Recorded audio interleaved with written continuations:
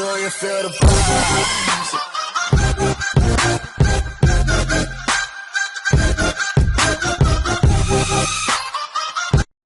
What is up, everybody? Getting ready here, back with another video. And sorry if the audio sounds horrible. I'm using my phone to record the audio right now, and I'm on my desktop, as you can see. And sorry if you guys can hear the clicks of my mouse and my keyboard. And yeah, sorry for that. I am working on getting a microphone for my PC soon. But anyways, so I just thought of a video where I would showcase a gaming computer that you can build like right now. But not right now, but it's gonna take weeks for your shipments to come in. But I found the perfect PC if you guys are on a budget of $500. And as you can see, my total was $479.94.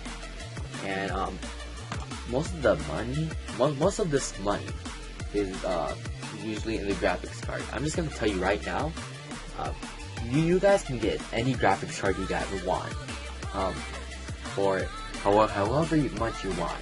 But in this video, I'm just gonna stick with a budget with $450 for the GTX 1050 Ti. So yeah, but I'm not gonna tell you which graphics card to specifically get. But I'm just gonna tell you right now, the more money you spend on a graphics card, the better it's gonna perform. Unless you're getting a quadro card, which are not meant for gaming. Quad cards are expensive. Like I believe there's one for $5,000 that has 24 gigabytes of memory, of graphics memory. So yeah. But anyways, let's get into this video. I'm just gonna make this video quick, so I'm gonna speed through everything. So for the motherboard, I got the Gigabyte AMD FM2 Plus. For $50, and I will leave all the links in the description for you guys too.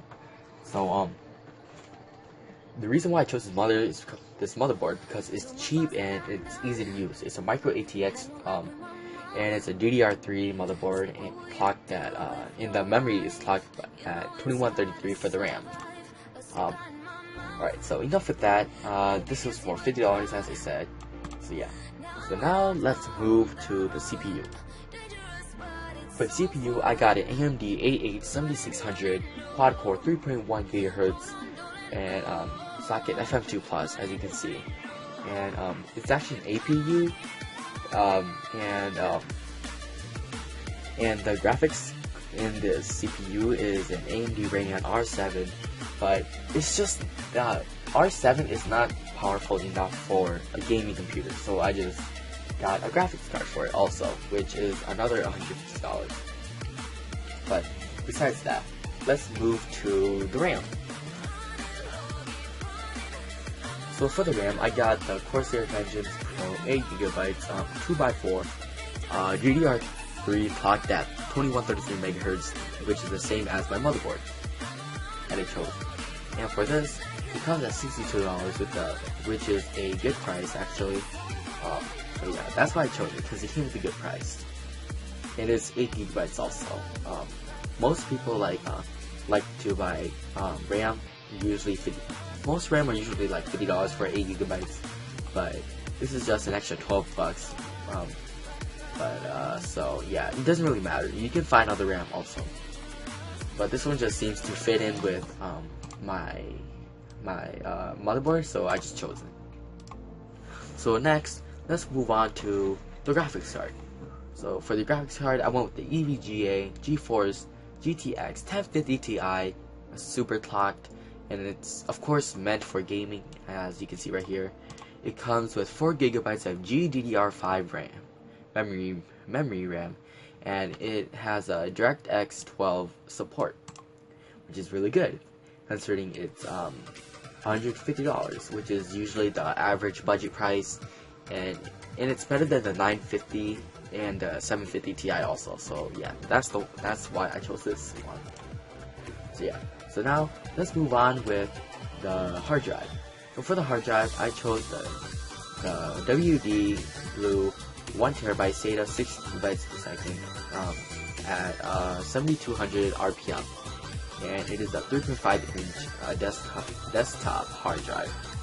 And you can buy a hard drive for 1 terabyte for $20 off eBay, but it might be defective considering it might be used because it's for $20. But it all performs the same unless you're going to get a SSD, which is faster. So yeah. Now let's move on to the power supply. So for the power supply, I went with the EVGA 500 W1. 500 watts, 80 plus certified. The reason why I went with this is because it's cheap, and I'd rather buy it online other than buying it at the store like Best Buy. Because I got my 600 watt power supply at Best Buy for about $50, and it was the same price as the 500 watt one. So adding $10 more is just like a waste of money, so you can just order it online, I guess. But yeah. So and 500 watt is the standard for a gaming computer anyways. Yeah. Unless you're building like a complete gaming PC, as if someone was a game freak. Okay, game freaks, don't become a game freak. It's bad for you. Unless you're going to be a YouTuber someday and make millions. But anyways, now let's move on to the case. Oh shoot, wrong one. Onto the case, which is the Thermaltake Versa N21 Snow Edition with a translucent panel. It's a mid-tower ATX gaming computer case. And I chose this one the reason why I chose this one is because it has style and it's big, and there's enough room to work in also, which is really good. And for $52, that's a pretty good range. Most budget PC cases are usually around $30 to about $100. That's the average price for what people would go for. But yeah. So the total was $740. $470. I meant $480. What's wrong with my mouth today?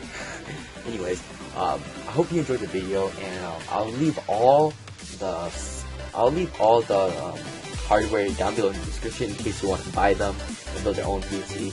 So yeah, thanks for watching. Yeah, subscribe.